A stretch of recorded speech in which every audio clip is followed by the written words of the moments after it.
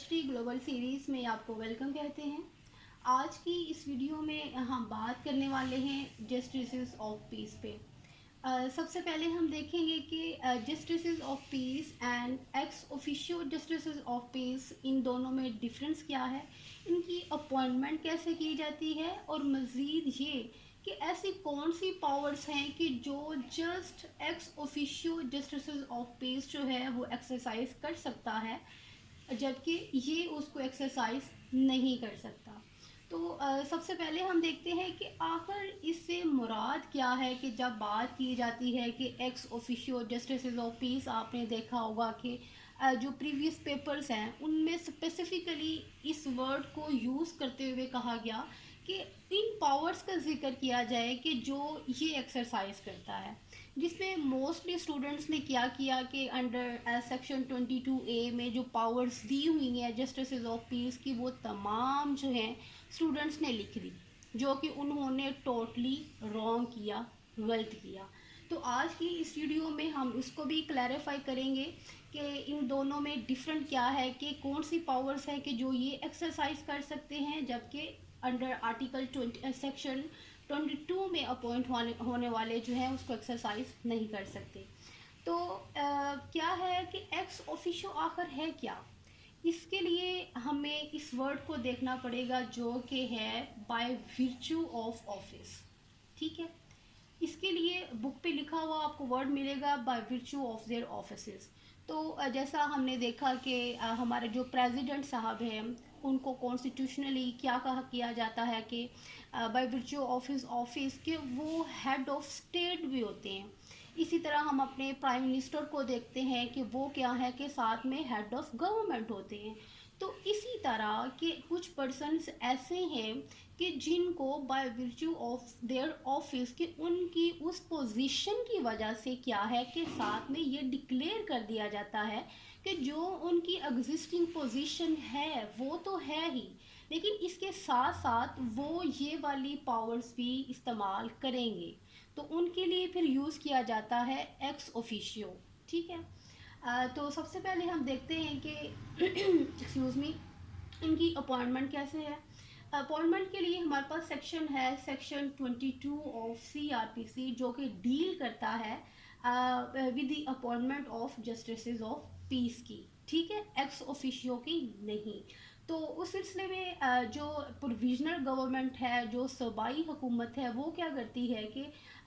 By notification in official gazette के कोई भी ऐसा पर्सन जो कि सिटीज़न ऑफ पाकिस्तान हो, सबसे पहली कंडीशन क्या है उसके लिए कि वो पाकिस्तान का शहरी हो, सिर्फ रिहायशी नहीं, पाकिस्तान का शहरी हो, और जो उसको लगता हो कि वो सूटेबल है इस पोस्ट के लिए, इस पोजीशन के लिए, तो जो प्रोविजनल गवर्नमेंट है वो उस पर्सन को अंडर सेक्शन 22 अपॉइंट कर देती है।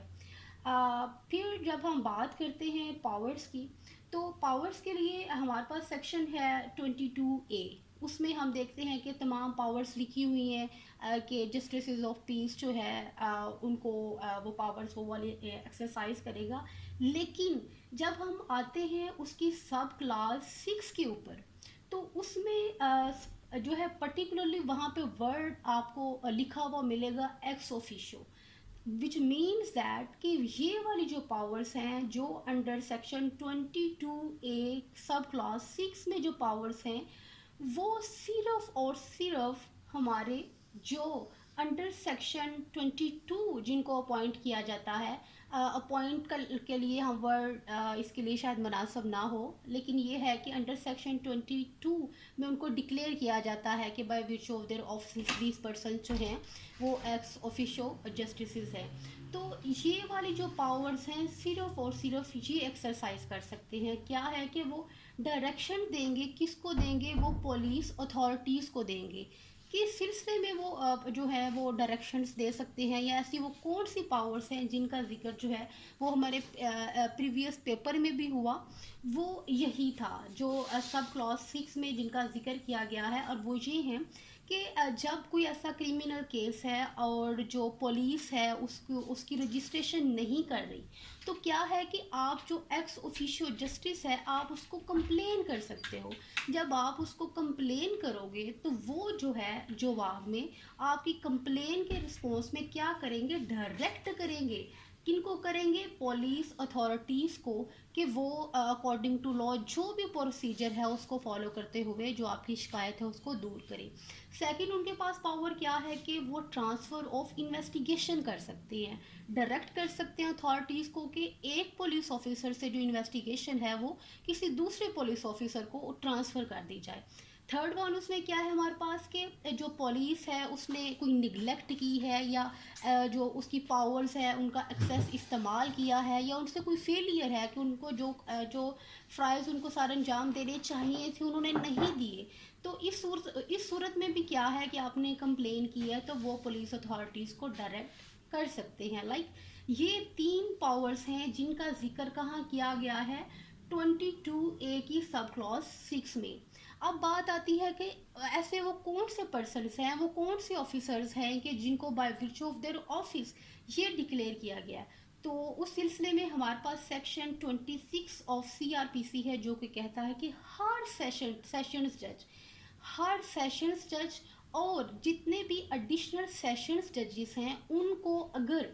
ये सेशन जज जो हैं वो नॉमिनेट करें, उनकी नॉमिनेशन से जितने भी जो उनके एरिया में उनके अंडर जो एडिशनल सेशंस जजेस होंगे वो जो है by virtue of their office क्या होंगे, ex officio justice of peace होंगे। विच मीन्स दैट कि हमारे पास 2 ऐसे ऑफिसर्स हैं, सेशंस जज and second one is additional sessions जजेस, जो कि क्या है हमारे पास x officio justice of piece. तो ये है हमारे पास हमारे सेक्शन 22 टू 25 जो कि हमारे इस टॉपिक को कि जस्टिस ऑफ पीस क्या है, इनकी अपॉइंटमेंट कैसे होती है, एंड थर्ड वन के जो हमारे एक्स ऑफिशियो जस्टिस कौन से हैं और उनकी जो पावर्स हैं वो क्या हैं, ये तमाम हमने ब्रीफली जो है आज की वीडियो में इसको डिस्कस किया। इससे रेलिवेंट आपका कोई भी क्वेश्चन हो या ऐसे कोई टॉपिक जो आप चाहते हैं कि जिनको हमें डिस्कस करना चाहिए तो प्लीज़ कमेंट सेक्शन में हमें ज़रूर अपनी जो आपकी जो ओपिनियन है उसे आगाह करें। Thank you.